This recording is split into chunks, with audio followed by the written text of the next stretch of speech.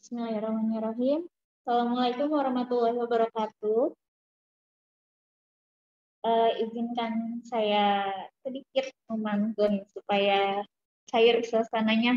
Karena teman-teman di bawah juga masih banyak yang sambil pelayanan, jadi kita mulai agar lebih semangat menjelang jam makan siang juga ya. Berdecak kagum dan berdebar lihat si Anya. Assalamualaikum semuanya. Waalaikumsalam.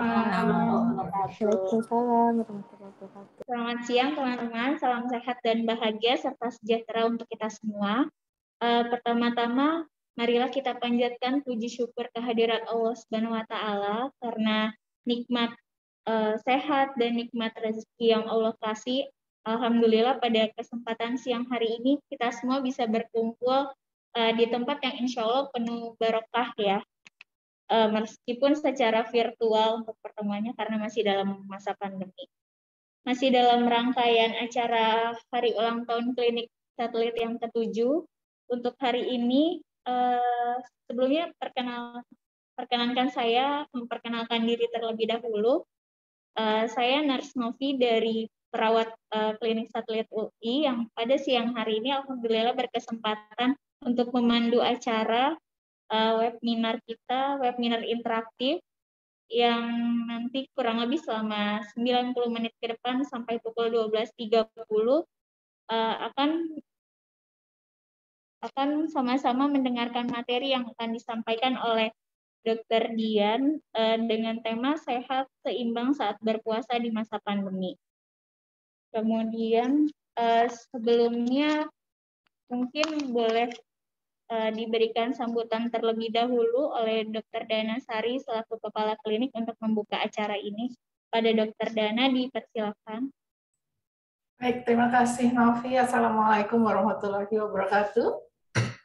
Waalaikumsalam warahmatullahi wabarakatuh. Sungguh merupakan kebahagiaan bagi kami Klinik Satelit UI Makara yang pada saat kemarin pada hari Minggu tanggal 13 Maret yang 2 hari lalu merayakan Dirgahayu ke-7 ulang tahunnya pendirian Klinik Satelit UI Makara. Tentu saja 7 tahun itu masih merupakan suatu usia yang sangat muda, yang tetapi kita Klinik Satelit UI Makara sudah memiliki pengalaman yang luar biasa, apalagi menghadapi pandemi yang semua orang di dunia ini juga mempunyai pengalaman yang luar biasa. Nah, dalam pandemi ini juga belum berakhir. Dalam menghadapi pandemi ini kita tahu bahwa selain protokol kesehatan, selain vaksinasi, kita juga harus meningkatkan imunitas tubuh. Nah, salah satu imunitas tubuh itu tercapai bila kita melakukan diet seimbang. Tapi kita terus kemudian juga bertanya-tanya, diet seimbang itu apa sih? Kalau misalnya, apalagi kalau misalnya kita menghadapi masa puasa. Jangan-jangan nanti dietnya nggak cukup, nanti terus kita akan memperbanyak asupan, nggak tahu ya kita kelebihan, karena selama ini kita sebetulnya kelebihan asupan juga gitu ya. Nah, ini yang kita akan pelajari pada siang hari ini. Kita akan dengarkan dari konsultan gizi kita, Dr. Dian Kusuma Dewi. Jadi nanti Dr. Dian Kusuma Dewi ini juga merupakan dosen di Departemen Ilmu Kedokteran Komunitas, sama dengan saya dan Dr. Trevino Pakasi, tapi beliau sedang melakukan penelitian dalam rangka S3-nya di Klinik Satelit, seperti kita telah ketahui bersama. Jadi ini penelitiannya itu juga terkait dengan masalah nutrisi, masalah gizi, yang Dr. Dian itu menjadi master dalam gizi klinis. Sehingga terima kasih atas kesediaan Dr. Dian Kusuma Dewi bersedia untuk menjadi pembicara kita pada siang hari ini, karena sebentar lagi kita akan menghadapi puasa, dan juga untuk yang agama Kristiani juga sedang menghadapi masa puasa ya. Nah, itu kita akan mendengarkan bagaimana menurut ahlinya nih Dr. Dian untuk selama masa puasa tetap kita menjaga asupannya, gizinya tetap seimbang supaya imun kita tetap kuat karena kita masih menghadapi masa pandemi. Silakan mendengarkan acara kita ini, mendengarkan apa yang akan disampaikan oleh Dr. Dian. Semoga acara kita ini bisa bermanfaat. Dan jangan lupa dalam rangkaian ulang tahun Klinik Satelit, besok pagi kita akan senam bersama. Kemudian hari Kamis akan ada acara donor darah dan nanti hari Jumat akan ada senam bersama lagi supaya kita tetap kuat. Terima kasih. Wassalamualaikum warahmatullahi wabarakatuh. Waalaikumsalam warahmatullahi wabarakatuh. Terima kasih untuk Dr. Danasari. Mungkin baiknya sebelum kita mulai ke Dr. Dian, kita mulai dulu acara hari ini dengan membaca doa ya, sesuai dengan keyakinan dan kepercayaan masing-masing.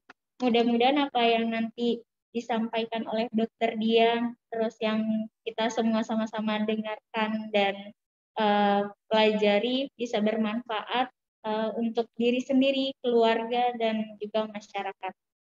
Berdoa dipersilakan.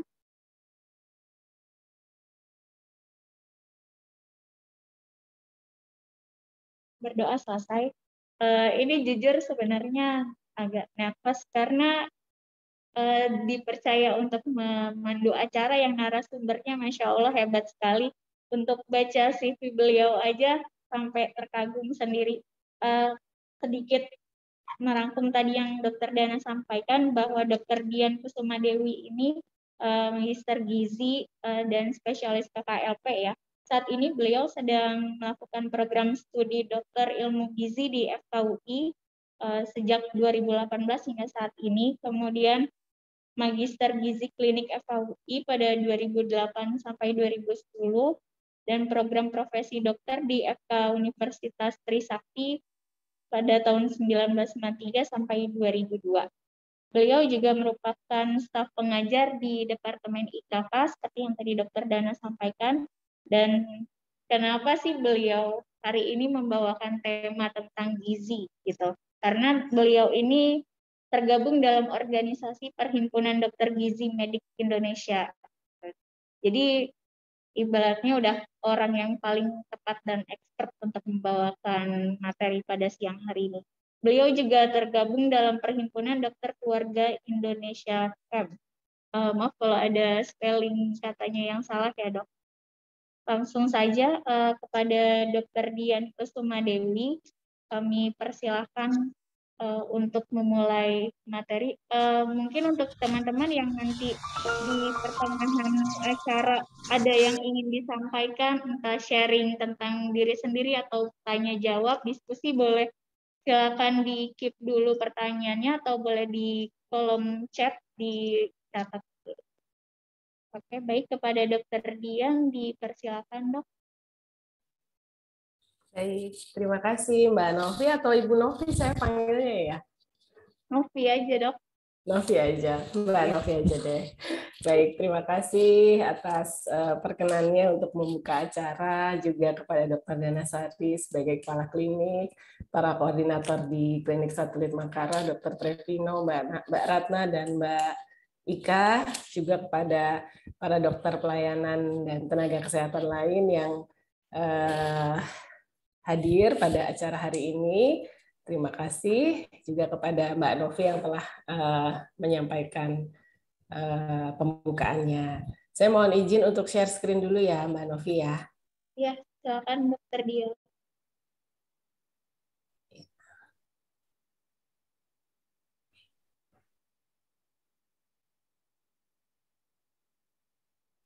Sudah terlihat belum Mbak Novi?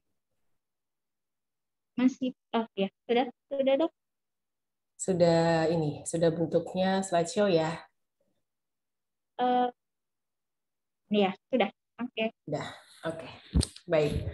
Terima kasih banyak atas pengantar yang telah diberikan. Assalamualaikum warahmatullahi wabarakatuh. Selamat pagi, sejawat sekalian, juga rekan-rekan baik yang hadir di klinik secara offline maupun yang ada di rumah melalui online. Terima kasih. pada pagi hari ini saya berkesempatan untuk berbagi mengenai sebetulnya apa yang sudah kita kerjakan sehari-hari gitu ya. Kita kan pasti makan ya, sebagai manusia pasti butuh makan, punya kebutuhan akan makan. Nah, kemudian sebentar lagi juga kita akan masuk pada bulan Ramadan, bulan puasa di masa pandemi yang belum berakhir.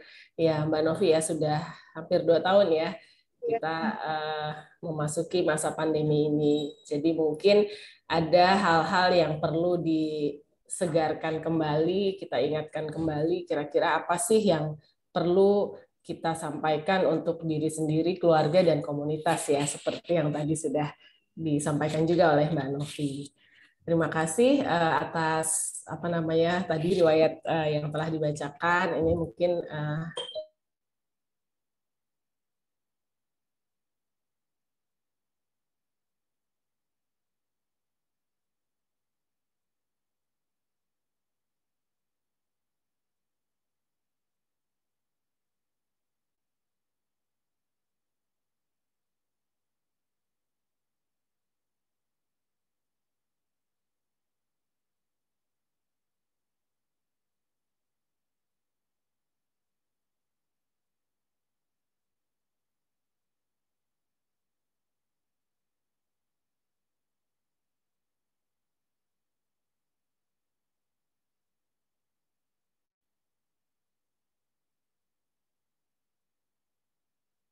Mohon maaf, Dokter Dian masih ada di room?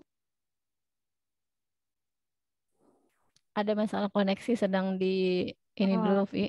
Oke. Teman-teman mohon ditunggu dulu ya.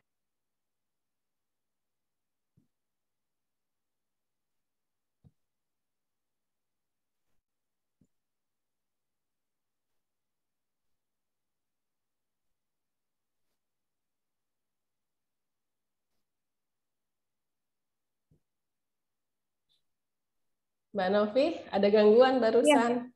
Iya, aku pikir punya aku yang gangguan, Dok. Ya, silakan boleh dilanjutkan kembali, Dok. Boleh dilanjutkan ya, Iya, sebentar. Saya ulang berarti share screen-nya.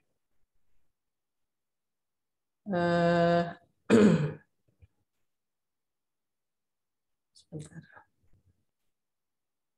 Oh, sorry, sebentar, Mbak.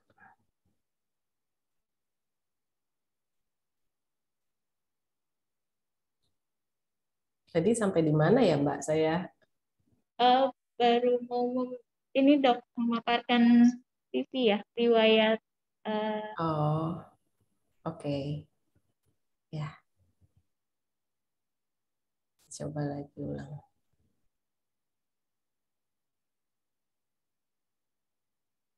Ya. Sudah terlihat, Mbak Novi? Sudah. Saya slideshow. Oke. Ya, maaf pemirsa sekalian. Ya, jadi poin diskusi kita pada pagi hari ini adalah mengetahui tentang prinsip gizi seimbang dan aplikasinya untuk kesehatan terutama di masa pandemi.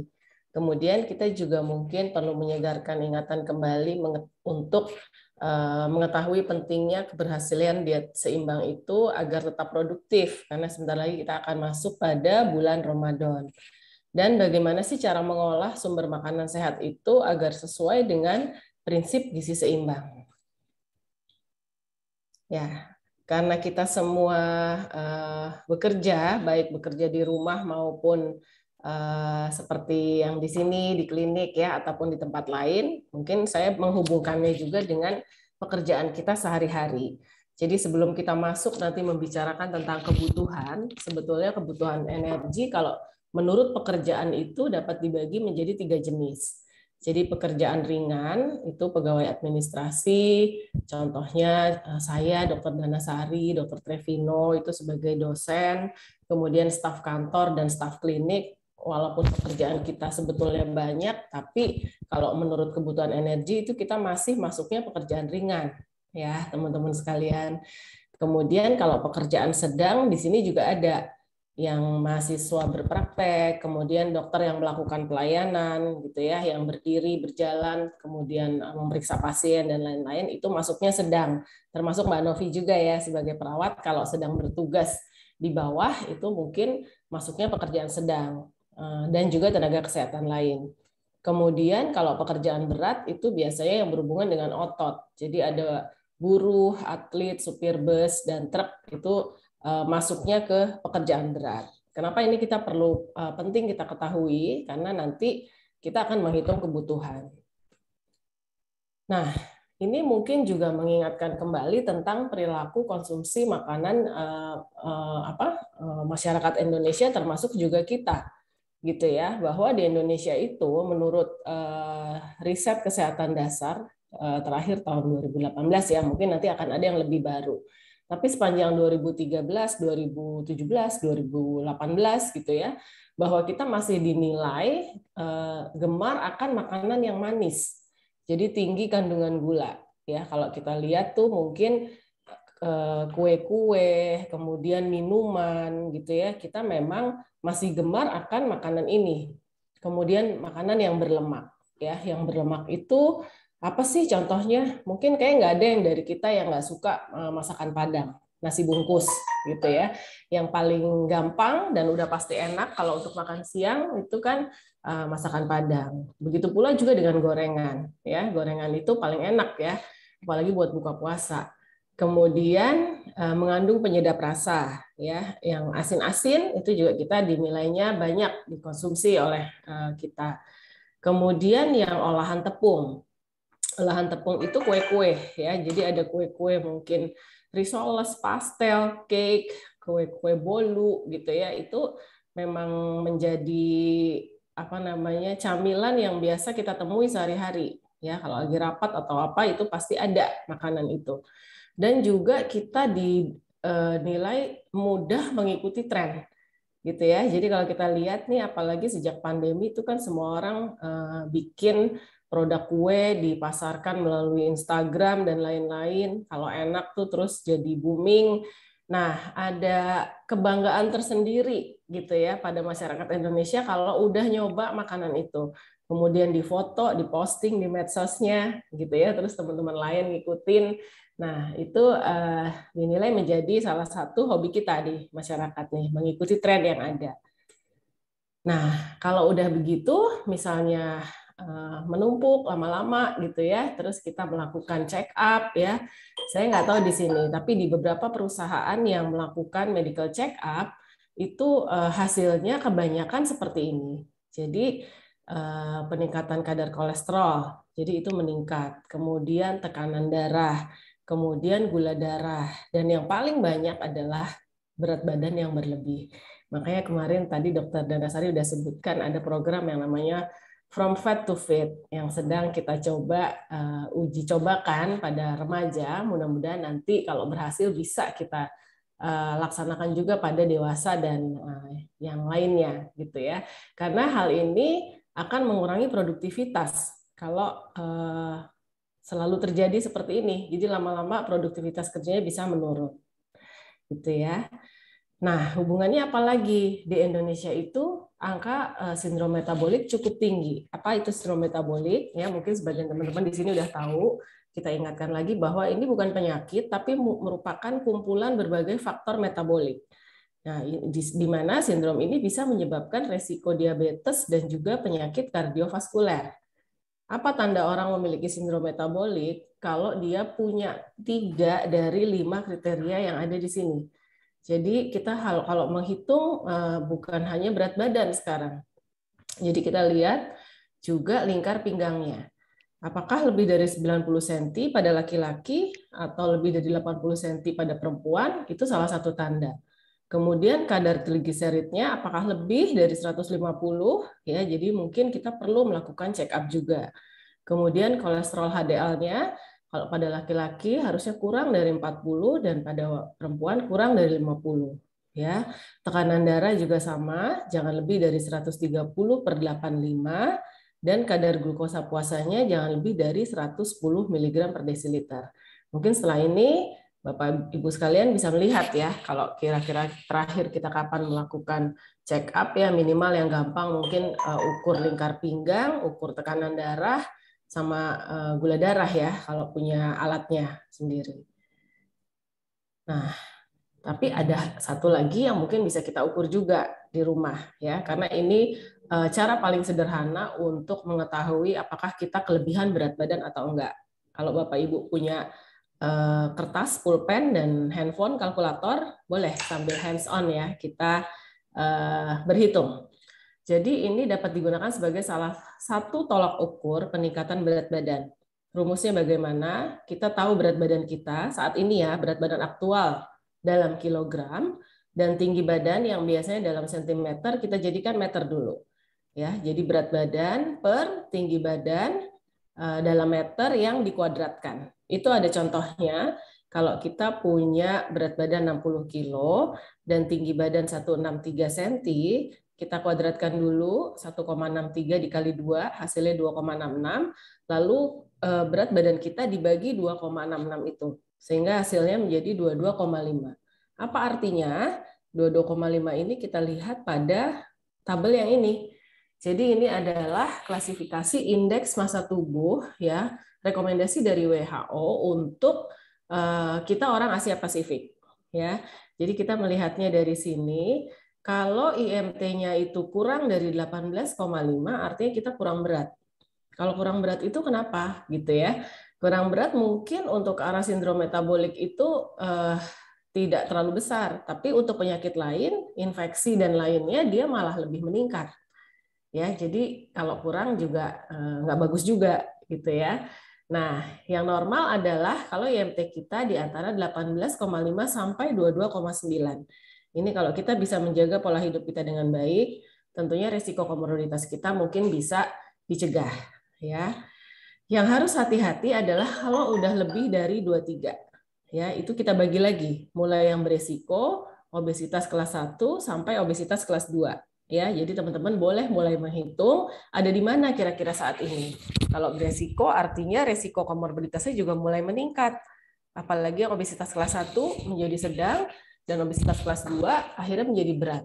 Nah, tentu ini sudah harus perlu bantuan tenaga kesehatan untuk kembali menjadi yang normal secara bertahap tentunya. Nggak bisa langsung dari obesitas kelas 1 atau 2 mau jadi normal itu berat ya. Jadi upayanya memang dilakukan secara bertahap.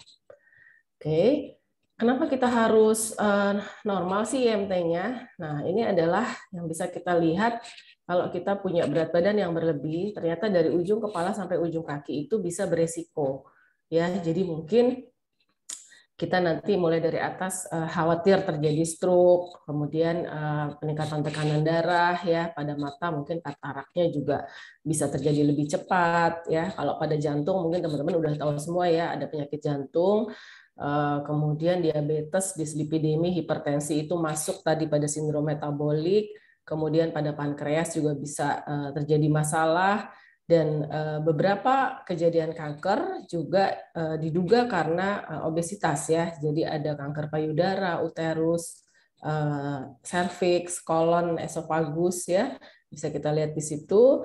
Kemudian pembuluh darah juga bisa bermasalah, kulit, tulang ya. Banyak ibu-ibu yang datang ke klinik itu mengeluh lututnya sakit, tidak bisa melakukan aktivitas seperti mencuci dan menjemur pakaian di lantai atas karena lututnya sakit gitu. Dia tidak datang karena kegemukannya, tapi dia datang karena lututnya yang sakit. Jadi kemudian setelah dilihat baru bisa kita berikan persepsi bahwa ibu tersebut harus kurangin dulu berat badannya. Jadi artinya memang menjadi salah satu tata laksana pada sakit-sakit yang tulang yang penyebabnya dari kegemukan ini, gitu ya. Beberapa masalah wanita juga karena kegemukan ya, jadi menstruasi yang terganggu, infertilitas, kemudian ada sindrom yang polikistik ovarium, itu juga karena itu ya. Di hati juga bisa perlemakan hati, kemudian di paru-paru juga bisa ya, yang suka ngorok tidurnya, kemudian suka kadang-kadang kayak berhenti nafasnya. Nah, itu juga mungkin harus mengurangi berat badan. Ya, tentunya di bawah pengawasan dokter. Nah, kita masuk nih kepada prinsip dasar gizi seimbang. Apa sih yang hal sederhana yang harus kita ketahui di sini, gitu ya? Tadi kita udah tahu ngitung IMT, ya. Mudah-mudahan rumusnya ingat. Nah, kemudian kita boleh juga coba hitung kalau kelebihan, kira-kira berapa sih berat badan ideal kita sebenarnya, ya? Kalau zaman SMP SMA dulu pasti pernah diajarin. Jadi kita tahu tinggi badan dikurang 100. Kemudian hasilnya itu dikurang plus minus 10%, gitu ya. Tapi kalau mau gampangnya, Bapak Ibu nih boleh lihat 90%, jadi tinggi badan kurang 100, terus dikali 0,9. 90% itu kan 0,9. Itu adalah berat badan ideal kita. Ya, coba silahkan kalau mau dihitung. Terus, tapi kalau kira-kira tingginya pada laki-laki kurang dari 160 dan pada wanita kurang dari 150, nggak usah dikali 90%. Jadi berat badan idealnya itu adalah tinggi badan aja langsung dikurang 100. Ya, kira-kira gimana hasilnya? Masih jauh nggak dari berat badan aktual yang ada saat ini? Mbak Novi itu nggak, Mbak Novi? Kalau saya nggak usah dihitung, udah auto jauh, Dok. Auto jauh ya. Oke, biasanya agak-agak stres memang nih kalau udah diminta untuk menghitung berat badan ideal ya. Kita pakai yang 90% itu untuk menghitung kebutuhan nantinya ya, tapi sebetulnya rentang normal manusia itu di antara yang 90 sampai 110%. Ya, Bapak Ibu sekalian. Jadi Mbak Novi juga nggak usah stres dulu. Sampai 110% itu dari berat badan yang kita coba hitung ya, tinggi badan kurang 100 itu masih dalam rentang yang normal. Karena manusia itu kan kadang naik, kadang turun, puasa turun, habis lebaran naik gitu ya. Nah, jangan lebih dari 110% kalau bisa ya. Kalau nggak bisa ya kita coba supaya bisa turun. Oke.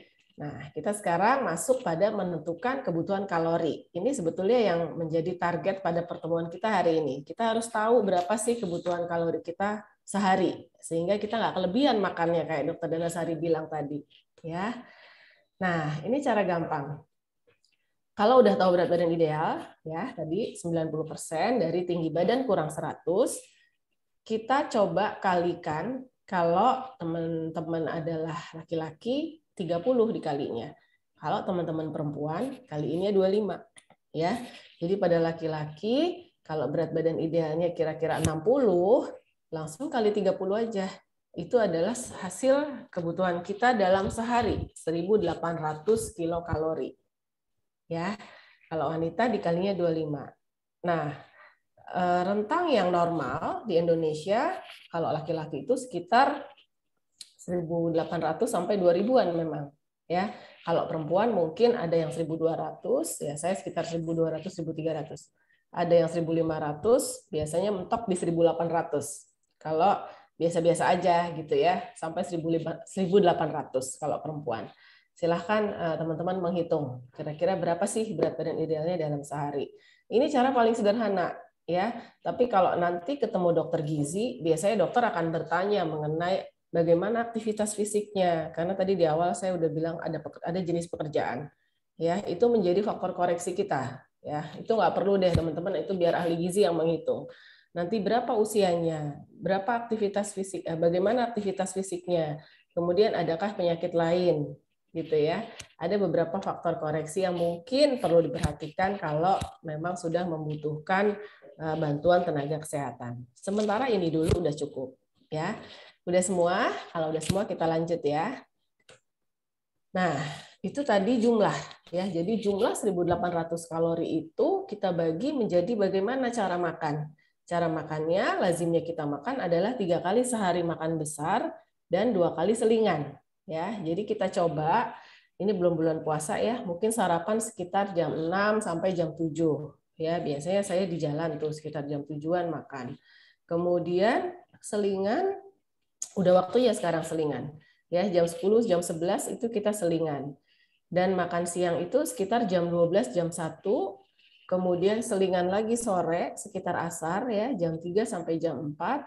Dan terakhir makan malam diupayakan itu paling malam tuh jam 8. Ya, di sini ditulis jam 7. Tapi kalau bisa jam 8 kita sudah selesai makan. Kalau nanti kita perlu bekerja lagi, misalnya masih ada yang perlu dikerjakan, boleh ditambah selingan malamnya. Kenapa demikian? Karena jarak 2-3 jam itu adalah sesuai dengan pengosongan lambung. Jadi kalau kita makannya seperti ini, lambungnya kerjanya nggak berat. Udah kosong, baru diisi, mulai kosong lagi, diisi lagi, mulai kosong lagi, diisi lagi, sampai waktunya tidur. Ya, biasanya kita tidur antara jam 10 sampai jam 12. Jadi kalau mau selingan ya mungkin terakhir jam 11 deh paling malam. Ya, jam 12 kita sudah harus tidur. Ini dari jadwal ya, tadi jumlah jadwal. Nah, kemudian menu dalam sehari itu kita baginya gimana? Jadi dari 1.800, upayakan sarapan pagi itu 20%-nya aja. Ya, kalau makan siang boleh lebih banyak, 30%. Makan malam diantaranya, ya sekitar 25-30%. Yang cemilan jangan banyak-banyak. Cemilan itu cukup 10%. Ya, 10%. Kalau misalnya malam butuh cemilan lagi, kira-kira nanti mau lembur, ya sisakan 5% buat malam. Jadi artinya 100% kita dapat, 1.800 masuk semua. Ya, bagaimana kalau nanti di bulan Ramadan? Di bulan Ramadan, jenis sama jumlahnya nggak akan bergeser. Ya, jadi jumlah tetap 1.800, tapi jadwalnya saja yang kita geser.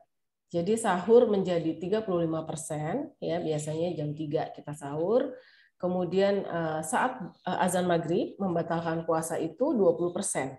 Kita di situ boleh 20%, kemudian kita sholat maghrib, makan malam setelah itu, ya ada yang makan malamnya habis tarawih memang ya, itu bisa sesuai dengan kebiasaan keluarga.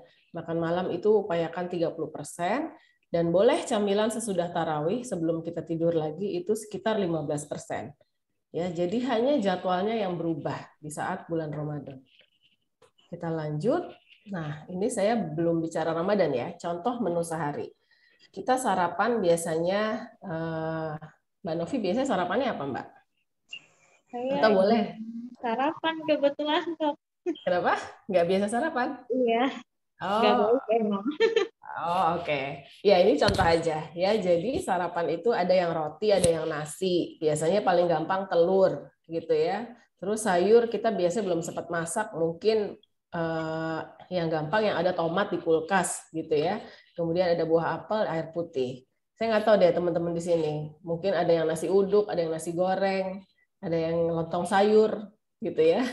9 pagi, ini contohnya dikasih ada crackers dan minum kopi ya. Kopi manis 1 gelas. Dan makan siang biasanya beli di warung makan ya, di warung makan atau di warung Padang ya. Ada nasi, ada ayam, ada sup sayur, tempe goreng dan minum air putih. Kemudian camilan sore, boleh kita makan gorengan ya, singkong goreng, kemudian teh manis.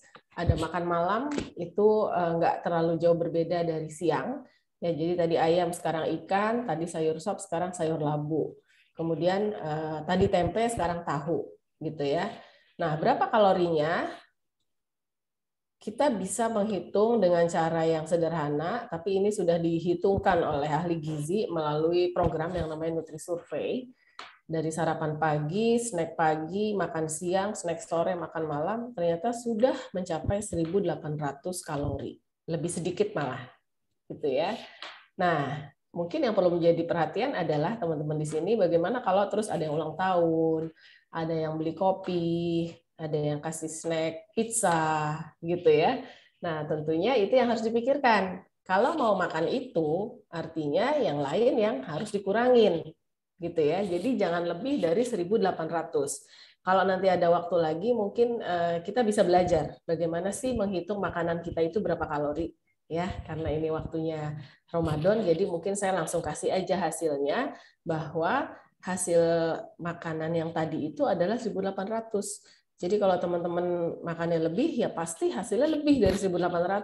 Dan kalau udah akumulasi itulah awal mula dari terjadinya kegemukan. Gitu ya.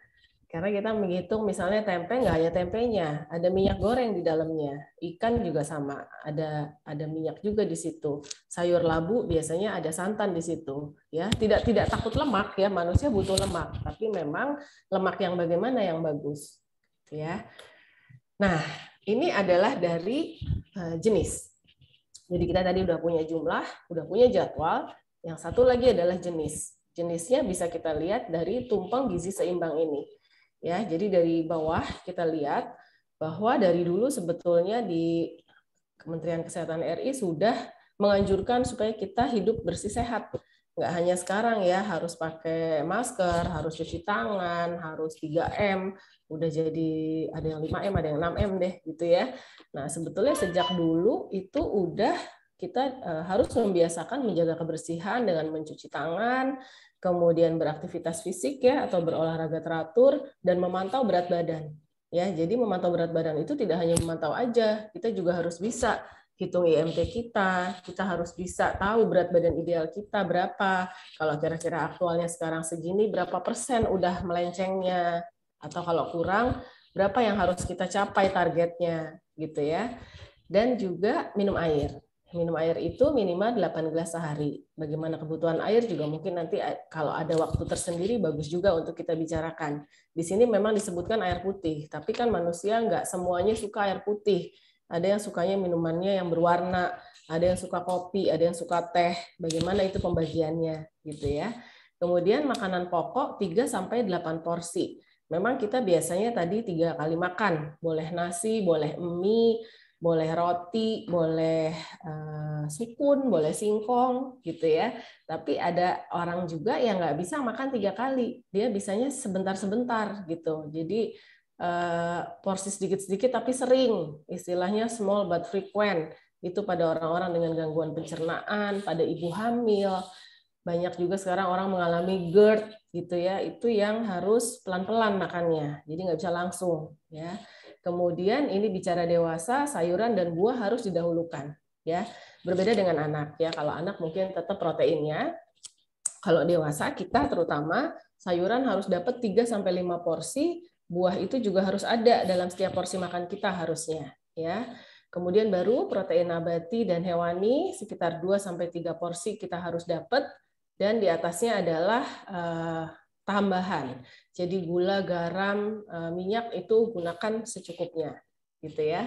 Nah, kita lihat lagi dari masing-masing ini bagaimana menerjemahkan ke dalam piring makan kita ya. Mas Tio udah bikinin flyer yang sangat bagus ya, ada gambar isi piringku juga di situ. Nah, kalau mau lihat, jadi dalam satu piring itu kita bagi 2 dulu. Kita bagi 2, separuh yang sebelah kiri ya pada dewasa ya, ini kita isikan sayur dan buah. Sorry, yang sebelah kanan. Sayur dan buah itu 2/3-nya adalah sayur, 1/3-nya buah. Kemudian yang sebelah kiri 2/3-nya itu adalah makanan pokok ya, apa yang mau kita makan. Nasi, mie, atau lainnya, atau nasi pakai mie, ya suka banget ya kadang orang makan nasi pakai mie gitu kan. Kemudian baru lauk pauk yang harus ada protein hewani dan nabatinya. Ya, gambar di sebelah kanan itu mungkin bisa lebih ada contoh lagi, ada jenis makanannya, ya ada lauk pauk, buah dan sayur. Nanti saya kasih juga contoh yang lebih jelas mungkin. Nah, kenapa kita perlu karbohidrat? Ya, karbohidrat adalah sebagai sumber energi tentunya. Bagaimana ketentuannya? Jadi ketentuannya dari yang tadi kita udah dapat, misalnya 1.500 atau 1.800, dalam sehari itu kita hanya boleh masuk asupan karbohidrat adalah sebesar 45-65%. Ya, jadi artinya kalau kita ambil tengah-tengah ya 50%-nya deh 900 kalori itu yang karbohidrat. Dan kita lihat itu dibagi lagi dalam pagi, siang, malam juga cemilannya. Dan dianjurkan untuk yang berserat tinggi. Kenapa begitu? Nanti slide selanjutnya ya. Ini adalah contoh-contoh karbohidrat yang berserat tinggi. Jadi ada roti gandum, ada oatmeal, ya kemudian ada sereal. Ya banyak sekali sekarang makanan-makanan yang apa namanya jenisnya karbohidrat berserat tinggi. Dan dia harus ada dalam setiap asupan makan. Jadi sering ada orang bilang, saya nggak makan lagi, malam hanya lauknya aja. Atau saya makan malam hanya buah-buah aja sama sayur. Nah, bukannya dilarang, tapi itu tidak sesuai dengan prinsip gizi seimbang. Jadi harus ada karbohidratnya sebetulnya dalam setiap kali kita makan. Terus ada juga yang sebaliknya bilang kurangi makan nasi, banyakin buah aja. ya. Bahkan tenaga kesehatan masih banyak yang salah kaprah di sini. Jadi pasien dengan gula darah disuruh makan buah aja malam, gitu ya. Padahal buah itu juga karbohidrat karena isinya gula. Sudah pasiennya kasihan, kelaparan, malam-malam dia jadi bangun nggak bisa tidur, curi-curi makan. Itu yang bahaya. Ya, jadi akibatnya gula darahnya tidak terkontrol karena dia kelaparan. Padahal sebaiknya dia makan nasi aja, nggak apa-apa, gitu ya. Buah itu tambahannya tadi sesuai tumpang gizi seimbang. Nah, ini mungkin yang perlu diketahui juga. Apa sih indeks glikemik ya? Kita perlu tahu mengenai indeks glikemik kalau bicara karbohidrat, karena ini adalah yang menggambarkan potensi karbohidrat yang terkandung dalam makanan untuk menaikkan kadar gula darah. Semakin tinggi nilai indeks glikemiknya, maka semakin besar potensinya dalam menaikkan kadar gula darah. Saya kasih contoh di sini ada jenis-jenis bahan makanan jenis karbohidrat beserta URT. URT itu adalah ukuran rumah tangga. Ya, ukuran rumah tangga itu kalau kita timbang tuh pakai timbangan yang buat bikin kue gitu ya. Jadi setiap 100 gram nasi kalorinya tuh 190, indeks glikemiknya sekitar 80 sebelah kanan itu ya.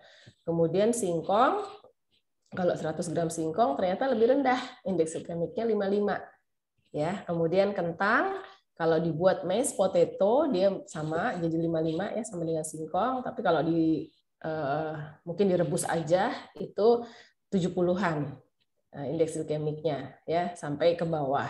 Nah, yang teman-teman perlu ketahui selain mengandung karbohidrat, ternyata juga bahan makanan ini ada seratnya juga, ada lemaknya juga gitu ya, ada proteinnya juga di sini, walaupun zat aktif terbesarnya di sini adalah kandungan karbohidrat gitu ya. Jadi ini adalah pilihan kalau kita sesekali mau memvariasikan makanan pokok kita. Jadi ada kalori yang tergambar juga di situ. Kira-kira berapa yang harus kita makan, gitu ya. Nah, sekarang saya kasih gambaran juga bedanya kita kalau makan karbohidrat yang simple karbohidrat kayak nasi putih, kayak mie, kayak roti putih dibandingkan dengan yang kompleks, yang berserat, roti gandum dan lain-lain. Ternyata memang di sini kurvanya itu kalau kita banyak makan yang tepung-tepungan, banyak makan yang manis-manis tuh kurva gula darah kita tuh naik turunnya lebih tinggi. Ya, jadi naik turun, naik turun, naik turun. Beda kalau kita mulai mencoba untuk yang karbohidrat yang jenis kompleks. Ini lebih stabil kurvanya. Gitu ya. Jadi naik turunnya tidak tinggi rendah gitu ya. Ini dia lebih stabil. Nah, kalau memang bisa itu sangat baik, tapi ada juga orang yang nggak bisa karena mungkin terus jadi timbul gangguan pencernaan, ada kembung, ada mungkin buang airnya juga nggak bisa seperti biasanya gitu ya, kalau baru-baru terutama. Dan juga satu hal lagi adalah harga lebih mahal ya. Nah, ini jadi kalau memang mampu punya daya beli yang baik buat membeli kompleks silahkan. Tapi kalau nggak apa-apa, asal kita tahu batas kebutuhan kita tadi. Jadi batas kebutuhan untuk konsumsi karbohidrat kita adalah berapa persen dari kebutuhan kalori. Tadi udah tahu ya, 50% dari kebutuhan kalori yang sudah kita hitung. Oke, kita lanjut. Bagaimana dengan lemak? Kalau lemak yang dianjurkan adalah sekitar 20-25% dari yang tadi antara 1.500 sampai 1.800 ya. Yang perlu dibatasi adalah yang mengandung lemak jenuh dan lemak trans. Apa itu lemak jenuh? Yaitu gorengan. Teman-teman kalau makan gorengan tuh berapa biji tuh kira-kira? Mbak Novi berapa biji Mbak Novi? Hilaf dok, kalau udah kena gorengan apalagi pakai sambal kacang ya. Iya betul ya, paling enak gorengan. Itu yang mungkin itu paling enak dok. Betul. Nanti saya kasih gambarnya juga. Dan lemak trans ya teman-teman sekalian di sini, lemak trans itu yang sebentar lagi nih akan beredar, mulai dari kastengel, nastar, kemudian putri salju yang baunya wangi-wangi ya. Baunya wangi-wangi juga mungkin ada pada roti ya. Berbagai jenis roti kalau di mall tuh kan wangi banget ya. Jadi kita tertarik untuk membeli, itu justru jenis lemak yang strukturnya udah berubah sebetulnya. Jadi udah tidak bisa kita ambil lagi manfaatnya, justru banyaknya yang lemak transnya ya, yang menyebabkan peningkatan kolesterol dan lain-lain. Anjuran kolesterol boleh dimakan sebetulnya ya, kurang dari 200 mg per hari. Biasanya kita dapat dari protein jenis hewani. Ya, itu adalah jenis-jenis di bawah itu gambar protein. Kemudian masuk ke protein. Masuk ke protein mungkin kalau tenaga kesehatan perlu mengetahui ada 2 jenisnya ya. Kalau kita mungkin 10-20% aja dari total asupan yang tadi udah kita hitung. Tapi kalau orang-orang dengan gangguan ginjal, ya mulai dari hipertensi, gagal ginjal akut, gagal ginjal kronis, itu perlu kita hitung dalam kilogram. Jadi pembatasannya sekitar 1-1,2 gram per kilo per hari. Dan dia mungkin lebih baik protein hewani daripada nabati, kalau orang dengan gangguan ginjal. Ya. Kemudian sumber protein yang baik adalah seafood tuh ikan, bukan lobster, bukan kepiting, ya boleh, mungkin 2-3 bulan sekali boleh makan itu, ya. Kemudian daging tanpa lemak, ayam tanpa kulit, produk susu rendah lemak, kacang-kacangan, tahu tempe sehari-hari kita dapat, ya. Kemarin kita sempat kesulitan tempe ya, kira-kira sekitar 3-4 minggu yang lalu, tapi sekarang udah balik lagi, udah ada lagi. Nah, ini serat. Konsumsi serat itu, ini gambar-gambar contoh bahan makanan sumber serat yang bagus ya. Ada kacang-kacangan, buah, sayuran ya. Kemudian anjurannya adalah 25 gram per hari. Ya, itu mungkin kalau teman-teman lihat sekarang sudah mulai pergi umroh lagi ya orang ya. Oleh-oleh yang dibawa dari orang pulang umroh tuh snack yang bagus ya. Kita cemil. Kemarin Mbak Nana juga baru pulang umroh kan. Ya, ada apa namanya buah tin, kacang-kacangan, kurma gitu ya. Itu sangat bagus sebagai karbohidrat yang sumber serat. Oke. Nah, ini kita sekarang masuk pada bukaan favorit saat Ramadan ya. Kita benar nggak sih suka ini kalau pas bulan Ramadan? Jadi cari yang manis-manis, cari yang gurih-gurih. Itu ada gambar lontong oncom ya. Tadi Mbak Novi bilang pakai sambal kacang ya.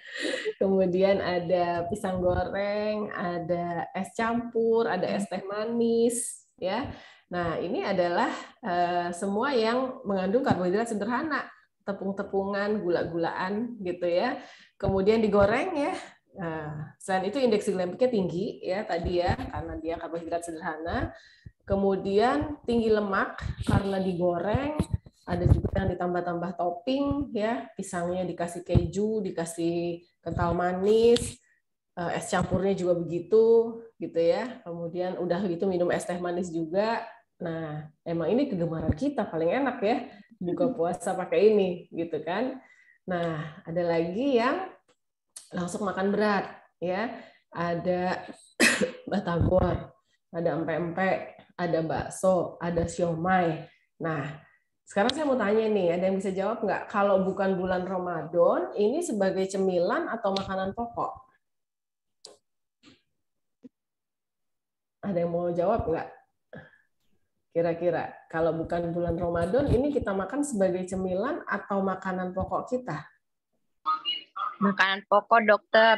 Alhamdulillah kalau makanan pokok. Kemarin makanan pokok pas ulang tahun udah bakso. Makanan pokok pas ulang tahun. Kalau nggak ulang tahun, Makanan ringan. iya betul. Banyak orang yang masih makan ini sebagai cemilan. Padahal kita lihat deh di mangkok bakso itu karbohidratnya ada jenis apa tuh? Ada yang mau jawab? Bihun. Bihun, betul. Bihun. Tepung juga di dalam baksonya. Kemudian proteinnya apa? Daging, dok. Daging. Tahu. Protein nabati. Lemaknya apa? Tetelan. Daging sapi. Betul, ada yang tetelan, ada yang pakai daging. Kemudian seratnya? Sayuran ya. Jadi artinya ini lengkap nggak sebagai menu seimbang? Udah ada karbohidrat, protein nabati, hewani, lemak, serat. Lengkap, dok. Lengkap ya. Kalau lengkap artinya ini udah merupakan makanan pokok kita sebetulnya, bukan cemilan lagi. Kalau udah makan bakso jangan cari nasi gitu ya, karena udah ada bihunnya. Ya kan? Nah, sekarang kita lihat somai. Somai itu karbohidratnya apa? Tepung juga, dok. Tepung juga. Kemudian proteinnya? Kacang. Nabati. Hewaninya? Ikan, betul. Kemudian sayurnya ada apa? kol biasanya. Are. pare dan kol ya. Nah, kemudian ada kentang di situ, karbohidrat juga ya. Kadang-kadang ada telur rebus juga orang suka ya, pakai bumbu somai kan ada di somai. Artinya lengkap nggak dia sebagai menu seimbang? Lengkap, Dok. Lengkap ya, artinya kalau makan siomay udah lengkap begitu, ya sama, jangan pakai nasi lagi atau jangan cari nasi lagi karena dia sudah menu seimbang ya. Pempek, kalau pempek mungkin lebih banyak karbohidrat dan lemak ya dia ya. Begitu juga dengan batagor ya. Ada sih bumbu kacangnya, protein nabati berarti di situ ya kalau di batagor.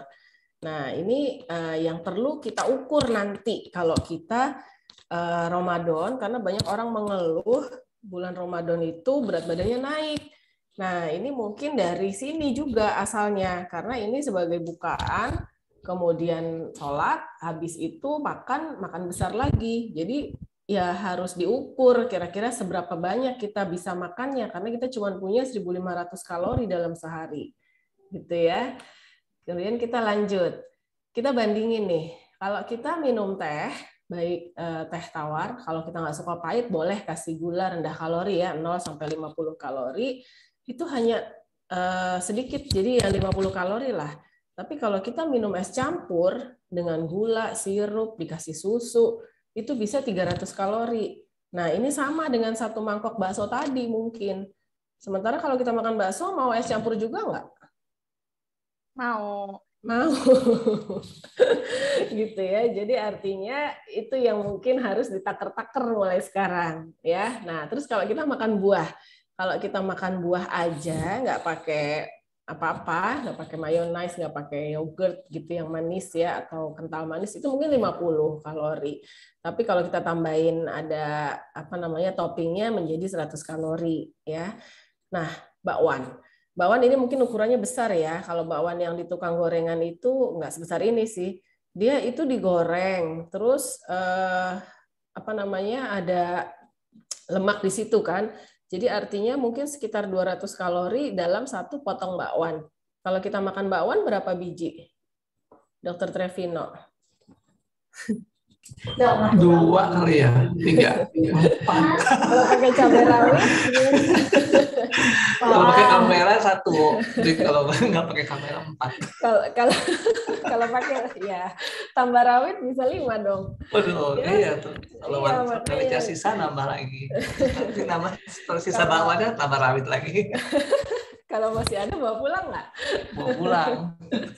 Jadi artinya, nah itu kalau potongannya segitu, kalau kita makan 4 udah 1.000 kalori untuk bakwan aja, gitu kan? Sebenarnya kita masih mau lontong oncom, Dr. Danasari udah langsung keplak jidat.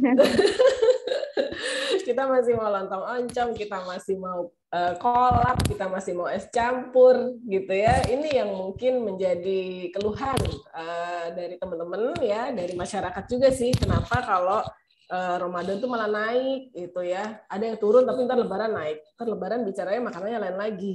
Ya ada opor dan teman-temannya tuh. Oke, sekarang kita lihat gimana sih cara menyikapinya. Boleh sih sebetulnya karena itu memang nikmat sekali buat buka puasa. Tapi mungkin tidak setiap hari ya. Mungkin kita jarakin seminggu 2 kali deh, seminggu 2 kali aja yang kayak tadi gitu ya. Nah, hari-hari lainnya kita bisa coba jenis makanan ini. Jadi yang lumpianya itu lumpia basah aja. Terus kita coba buat puding gitu ya. Terus buah ini yang gampang sih mungkin ya dipotong aja. Tapi kalau yang ibu-ibu boleh berkreasi ya buah boleh dibikin stup misalnya ya, stup pisang.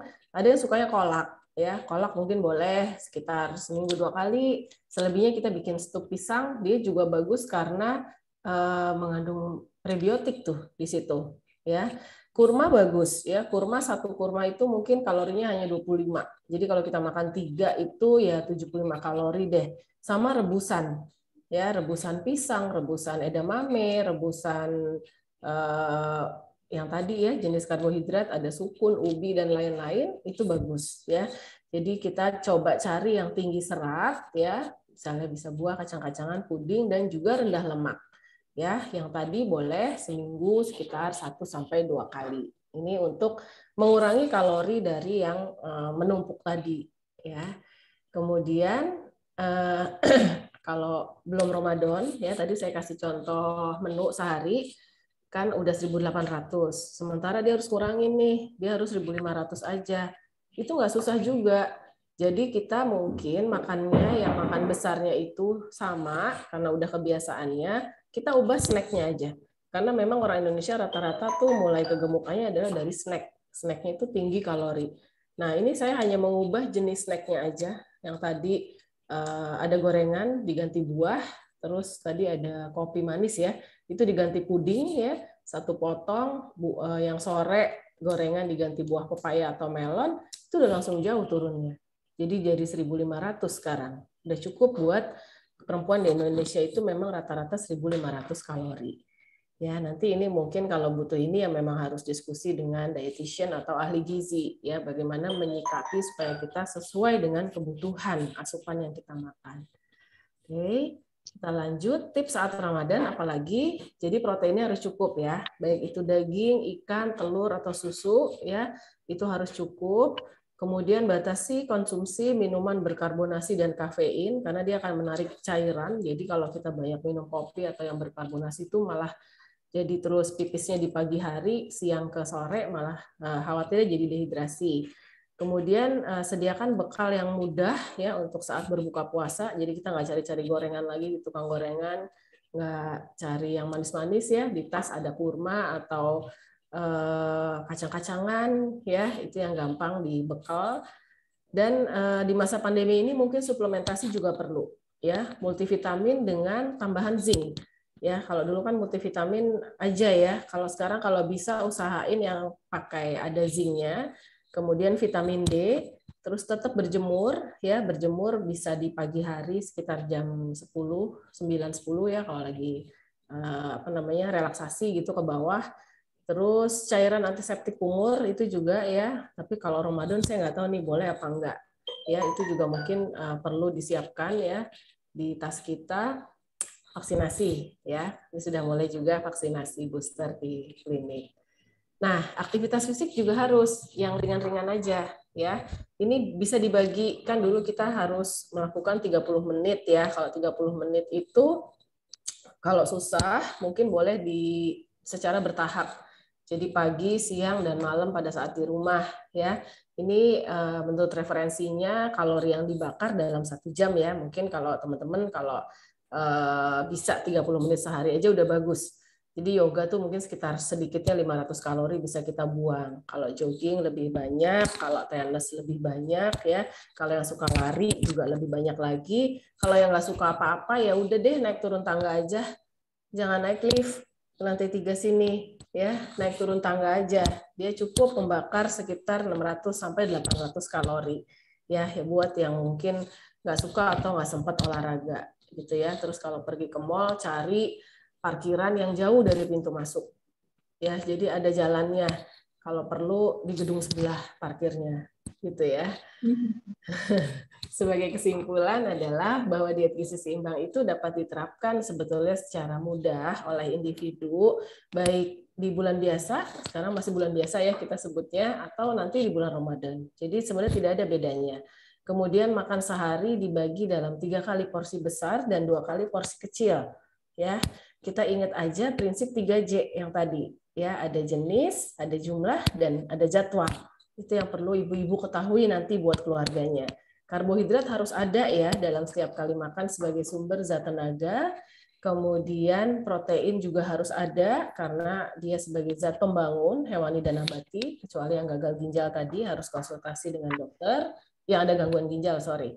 Kemudian konsumsi buah dan sayur di setiap porsi makan dan tambahkan suplementasi vitamin bila perlu. Ya, minum air 8 gelas sehari, aktivitas fisik juga harus, dan tetap menerapkan protokol kesehatan serta melengkapi imunisasi. Ini saya garis bawahi lagi, take home message-nya adalah bahwa ibu-ibu harus tahu prinsip 3J. Suplementasi juga mungkin mulai tetap karena sekarang kita masih masa pandemi, dan juga vaksinasinya untuk keluarga yang belum lengkap dilengkapi. Mungkin itu saja dari saya materinya. Kita akan lanjutkan diskusi. Terima kasih atas waktunya. Saya kembalikan kepada moderator. Terima kasih. Oke, baik. Terima kasih Dokter Dian untuk sarannya. Saya sampai nggak skip, benar-benar bermanfaat banget ya. Dan kayak jadi Oh, buat motivasi diri sendiri sih, Dok. Jadi harus dihitung ternyata ya. iya, betul Mbak Novi. Mungkin boleh dipersilakan untuk teman-teman yang ingin bertanya, karena di kolom chat kayaknya belum ada yang nanya. Oke. Ada itu dari Mbak Boleh Wulan. langsung disampaikan aja kali ya. Mbak Wulan dari FKG UI, boleh silakan dinyalakan aja mikrofonnya supaya lebih interaksinya lebih enak.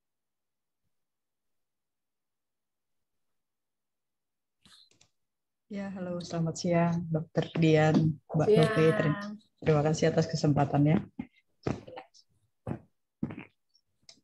Ya, izin bertanya mengenai pertanyaan saya. Ya dok, tadi bermanfaat sekali sharingnya. Saya ingin bertanya dok, bagaimana menurut Dokter Dian tentang perkembangan diet zaman sekarang yang terkadang banyak sekarang kan yang mengatasnamakan influencer itu banyak yang mencanangkan diet-diet yang terkadang menyesatkan gitu. Jadi bukannya kita sehat, jadi karena banyak yang misalnya sudah mencoba gitu seperti lemas, pusing dan lain-lain gitu. Jadi ada juga apalagi yang perkembangannya sekarang seperti mengikuti diet-diet artis Korea yang hanya makan sekali dan hanya makan buah atau segala macam gitu, banyak sekali yang menyesatkan. Dan bagaimana kita memilih diet atau pola makan yang cocok untuk kita sendiri tanpa membuat kita sengsara. Begitu. Terima kasih dok. Iya, terima kasih Bu Wulan. Langsung dijawab atau gimana Mbak Novi? Boleh, mungkin langsung aja kali ya dok. Ya, baik. Terima kasih Bu Wulan pertanyaannya. Saya setuju. Sekarang banyak sekali popular diet yang beredar di masyarakat ya, mengikuti dari luar atau di Indonesia juga banyak sih sebetulnya ya yang diet mulai dari dulu mungkin food combining, kemudian OCD gitu kan. Kalau yang dari luar tuh ada Tiger Diet, Atkins Diet, kemudian yang fenomenal kemarin Keto Diet gitu ya. Itu prinsipnya sama sebetulnya. Dia tidak sesuai dengan prinsip gizi seimbang. Tapi ada yang boleh dilakukan kalau di bawah pengawasan dokter, seperti Keto Diet. Ya, Keto Diet itu kan karbohidratnya sangat minim sekali, bahkan hampir nggak ada. Dia ambil dari protein ya, dan proteinnya jenis hewani lagi ya. Itu yang mungkin dimunculkan, ditestimonikan itu adalah berat badan yang turunnya drastis gitu ya. Turun drastis dari misalnya 100 kilo kemudian turun 20 kilogram dalam waktu 2 bulan. Nah, itu justru berbahaya menurut saya gitu, karena organ-organ yang tadinya sudah berkembang seperti itu dipaksa untuk menciut lagi, malah nanti bisa menimbulkan masalah di masa yang akan datang, gitu ya. Jadi idealnya penurunan berat badan itu seharusnya adalah sekitar 2 kg dalam 1 bulan, Bu Wulan. Ya, jadi kalau kita ambil per minggu, kalau kita sedang tata laksana pasien, cukup setengah kilo dalam seminggu itu udah bagus, gitu ya. Jadi minggu pertama setengah kilo, minggu kedua 1 kilo, minggu ketiga 1,5, minggu keempat atau sebulan menjadi 2 kilo. Jadi artinya kalau dia mau turun 10 kilo, harusnya itu dalam waktu 5 bulan. Jadi organ-organnya itu juga tidak terpengaruh, gitu ya. Dan hal lainnya lagi, karena dia mengambil bahan makanan sumbernya dari protein hewani, gitu ya, dia tidak masuk karbohidrat, betul berat badannya turun, tapi tidak dilaporkan kejadian di belakang bahwa peningkatan kadar gula darah, kadar kolesterolnya itu meningkat. Jadi kolesterol total, kemudian HDL, LDL itu bisa sampai ada yang pasien mencapai 400 sampai 500 naiknya. Itu sangat tidak sehat gitu ya. Dan di samping itu juga menyebabkan yo-yo effect. Jadi yo-yo effect itu yang berat badannya turun drastis cepat, Tapi pada saat dia sudah tidak mengikuti lagi pola itu, malah nambahnya lebih banyak dari awal. Gitu, itu yang disebut yo-yo effect. Jadi kayak orang main yoyo gitu ya, turun naik, terus dia jadi naik gitu. Kemudian tidak membuat rasa nyaman juga, karena orangnya dipaksa makan cuma siang aja, dia boleh makan puas sampai malam, kemudian hanya minum air putih. Saya nggak tahu deh, ada juga yang boleh cemilan mungkin ya, buah gitu ya. Nah itu juga yang nanti kurva gula darahnya drastis tuh, jadi jeger-jeger gitu naiknya. Sementara kalau kita diet seimbang kan orangnya nggak kelaparan, orangnya boleh makan apa aja, kurvanya juga naiknya bagus gitu ya, kurva gula darahnya naiknya normal. Nah hal-hal tersebut, keto diet itu boleh pada orang obesitas yang emergensi gitu melakukan keto diet, tapi nggak lama, paling 2-3 bulan aja. 2-3 bulan itu juga harus di bawah pengawasan dokter gizi dan dokter penyakit dalam biasanya. Jadi nggak ada masalah organ, nggak ada masalah hasil laboratorium yang drastis gitu ya. Setelah dia 3 bulan, dia balik ke diet gizi seimbang. Gitu. Jadi mulai juga memolakan diri karena nanti selanjutnya kan harapannya bisa gizi seimbang lagi. Gitu. Yang paling dekat gizi seimbang kalau teman-teman mau lihat mungkin diet Mediterranean. Diet Mediterranean itu salah satu populer diet yang mungkin bisa diterapkan karena paling dekat dengan prinsip yang tadi kita bicarakan, prinsip gizi seimbang. Mungkin begitu Bu Wulan dari saya. Bagaimana dengan Bulan, apa sudah clear atau ada yang ingin ditanyakan kembali? Sudah clear. Terima kasih Mbak. Terima kasih dokter. Ya, sama-sama Bu Wulan. Itu kalau izin kalian bertanya dok, kalau untuk intermittent fasting ya, itu sama dengan keto juga atau gimana? Sebenarnya dianjurkan atau enggak? Karena kan kalau dengan kaidah gizi seimbang dan tadi 3J termasuk jadwal, otomatis ini enggak sesuai jadwal yang disarankan gitu. Iya, betul. Ya, jadi intermittent fasting diet itu juga sama ya. Jadi dia mengubah jadwalnya. Sebetulnya mungkin masih bisa diterapkan karena kita juga di bulan Ramadan itu kan berpuasa tuh sekitar mungkin 8-13 jam ya. Iya, 8-13 jam.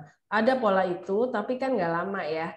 1 bulan kita melakukan puasa Ramadan itu, ada hal baik juga yang bisa kita ambil. Sebetulnya detoksifikasi dari pencernaan dan lain-lain itu adalah pada saat Ramadan. Memang sudah dibentuk seperti itu sehingga kita sebagai yang umat muslim ya, sebagai umat muslim memang mungkin saat kita detoksifikasi adalah di bulan Ramadan ini. Nah, intermittent ini kalau disamakan dengan ini mungkin bisa ya, tapi kalau untuk diet yang sehari-hari yang seharusnya mungkin bisa dengan diet seimbang saja, itu sih tetap saya sarankannya yang diet seimbang aja, Mbak Novi. Ya, karena memang itu udah yang paling bagus deh gitu ya. Jadi diterapkannya nggak susah, terus tetap beraktivitas fisik, orangnya juga nggak kelaparan gitu ya. Karena diet itu sebetulnya tidak boleh kelaparan orang diet itu. Harus tetap merasa nyaman, nggak boleh sengsara gitu. Terus saya baca di chat tuh ada pertanyaan, mungkin bisa sekalian saya jawab. Ini ada siapa nih? Bertanya tentang jenis olahraga dok, menanyakan sepeda statis apakah disarankan untuk digunakan? Iya betul. Ya, yang tadi dulu ya Mbak Novi kalau boleh ya, bagaimana memilih diet atau pola makan yang cocok tanpa membuat sengsara. Ini sesuai yang saya juga mau sampaikan sebetulnya. Jadi diet itu harus orangnya nyaman, tidak boleh sengsara, tidak boleh kelaparan, dan tidak boleh mahal. Jadi diet itu juga harus sesuai dengan kebutuhan ekonomi kita. Makanya nanti ahli gizi pasti akan mencatat dulu kebiasaan makan dari pasien lah ya, kita sebut pasien, itu bukan semata-mata hanya untuk kebutuhan kalorinya, hanya untuk melihat jadwalnya, tapi juga kebiasaan dan juga daya beli. Jadi kalau orang yang punya kemampuan dia membeli telur atau ikan, tidak terlalu sering membeli daging, ya jangan dipaksa diet makan daging gitu ya, karena memang kita melihat juga kira-kira ini seberapa nih daya belinya dari pasien ini gitu ya. Kan orang selalu bilang diet mahal, diet mahal. Sebenarnya diet nggak mahal, diet bisa kita sesuaikan, gitu ya. Itu yang pertama. Kemudian yang olahraga ya. Tadi sepeda statis itu boleh ya, terutama untuk yang obes ya, yang udah kelebihan berat badan, malah bagus. Memang paling bagus mungkin berenang ya, karena semua gerak gitu kan. Tapi sebentar lagi Ramadan kita nggak bisa berenang. Sepeda statis itu sangat dianjurkan karena bisa dilakukan di rumah. Bisa sambil nonton TV ya, bisa sambil ngobrol, bisa sambil ngapa-ngapain, itu boleh. Untuk ibu-ibu yang tadi saya cerita kasus bahwa dia mengalami sakit tulang, itu juga anjurannya adalah sepeda statis gitu, Mbak Reski Gustin ya. Ya, Mbak Novi, silakan. Untuk selanjutnya ada lagi yang nanya, Dok, ini memang lagi hype sih air fryer ya, penggunaan air fryer itu untuk menggantikan goreng-gorengan dengan minyak yang banyak. Itu dari sisi kesehatan bagaimana kira-kira, Dok? Iya, saya juga pakai Sama air fryer. aja. Ya, jadi kadang-kadang memang kita masih pengen yang digoreng ya, walaupun tahu kita nggak boleh terlalu sering. Ternyata ada metode lain yang kemudian menggunakan listrik ya air fryer ini. Itu boleh aja asal sesuai dengan panduannya. Jadi sesuai kira-kira masak ayam berapa menit, berapa suhunya gitu kan. Karena kemudian muncul lagi broadcast yang beredar air fryer itu lama-lama bisa menyebabkan kanker gitu kan.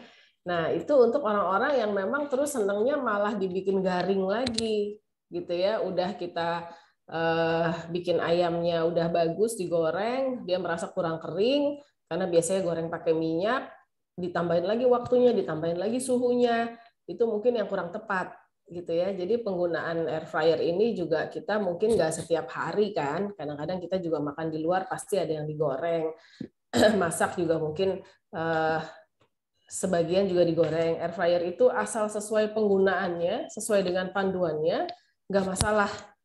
Dan juga sesuai dengan listriknya ya, karena listriknya cukup tinggi tuh wattnya air fryer. Iya. Bagaimana untuk Fitria ya? Fitria, apakah sudah terjawab? Mudah-mudahan sudah ya. Selanjutnya ada lagi dari Dr. Ica, Dok, menanyakan bagaimana tanggapan Dr. Dian tentang orang-orang yang terbiasa makan sahurnya sedikit. Mungkin kan karena baru bangun tidur, kadang kita nggak mood ya buat makan dalam jumlah banyak gitu. Sedangkan yang dimakan tapi saat sahur itu porsinya sesuai dengan jumlah yang diharapkan gitu, sekitar 30-35%. Iya, Dokter Ica nggak suka makan banyak ya sahur ya. Iya. Sebetulnya kalau nggak suka makan banyak, bisa nggak diubah menjadi minum. Jadi minumnya aja yang banyak ya. Minumnya itu yang tadi supaya dia ada kalorinya juga, mungkin bisa bikin stup pisang gitu ya. Atau minumnya yogurt ya, atau yang ringan kita bisa sahur dengan sereal misalnya. Karena dia cukup tinggi kalorinya, ada seratnya juga, dan nggak bikin perut nggak enak gitu ya. Memang ada orang yang mungkin sahur tuh nggak suka makan. Bahkan ada orang yang sahur hanya minum air putih aja. Nah, itu mungkin yang pelan-pelan kalau bisa kita ubah ya kita ubah. Karena sahur itu justru penting kan. Penting untuk aktivitas kita selanjutnya. Dia sama dengan sarapan pada saat bulan Ramadan. Jadi sahur itu memang harus diisi, mungkin nanti jenis makanannya yang kita ubah. Ya, yang ringan buat sahur itu mungkin bisa puding, bisa yogurt, bisa stup ya, atau ya paling tidak minum teh manis mungkin ya dengan buah kurma misalnya. Makan pisang juga boleh. Gitu ya. Jadi tetap kita dapat minimal 30% pada sahur itu. Itu anjurannya Dokter Ica. Terima kasih, Dokter Dian. Sama-sama. Silakan Mbak Novi. Selanjutnya ada lagi yang bertanya dari Jamil. Assalamualaikum.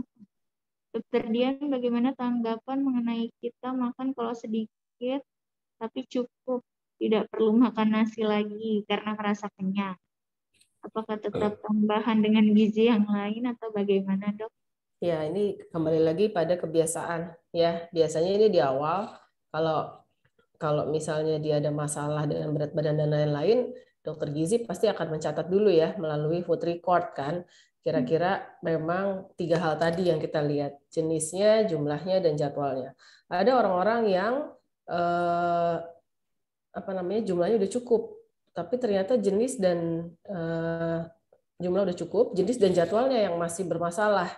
Nah, ini yang perlu kita nanti diskusikan bersama nih. Kira-kira nggak makannya dia ini apakah setiap hari makan cemilan aja gitu ya, makan makanan ringan aja, atau pada saat tertentu.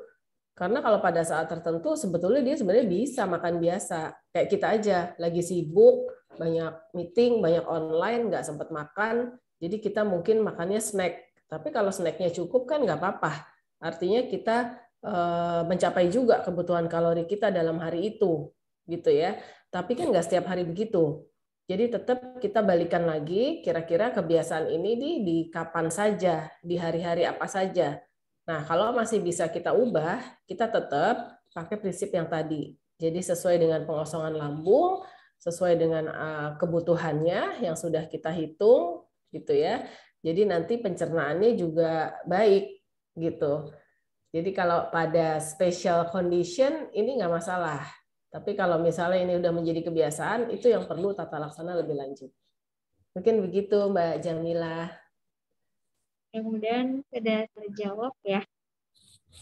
Ya. Jadi sebenarnya pada intinya memang harus mengacu pada 3J tadi ya, Dok ya.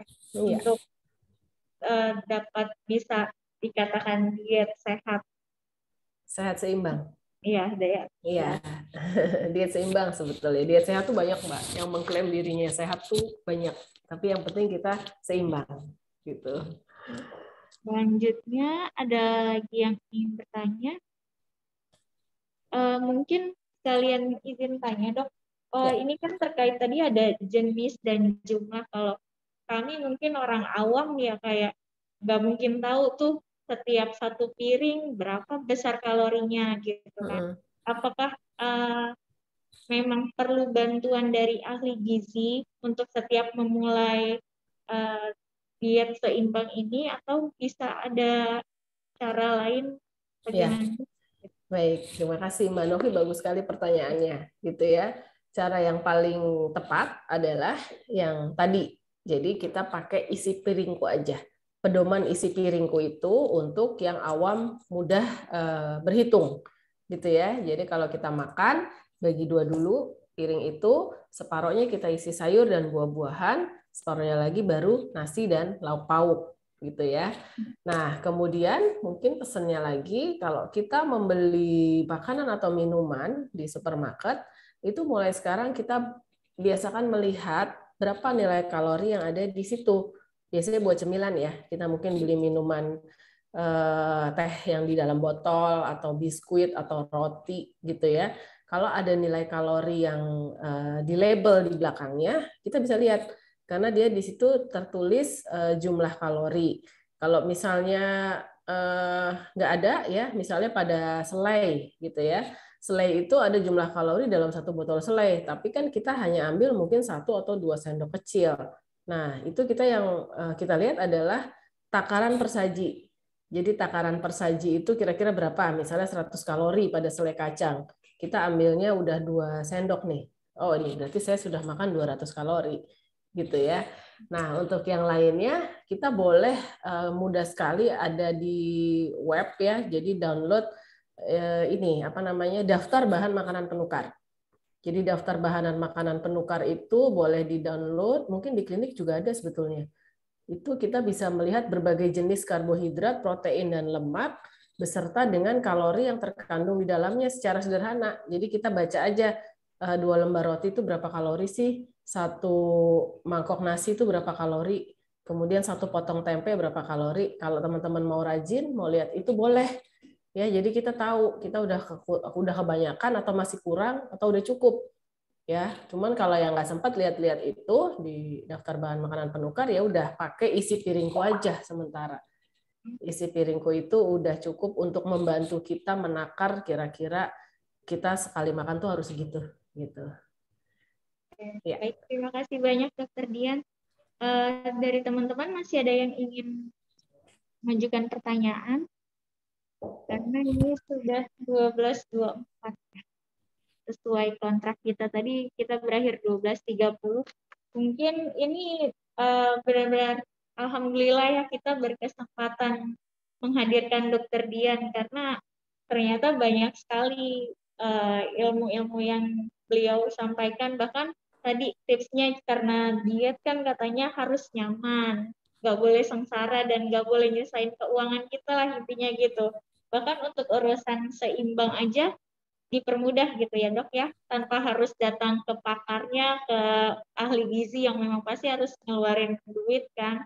Kita dipermudah dengan diajarkan belajar tadi isi piringku atau tadi dikasih juga daftar bahan makanan penukar tadi. Ya. Terima kasih banyak Dokter Dian.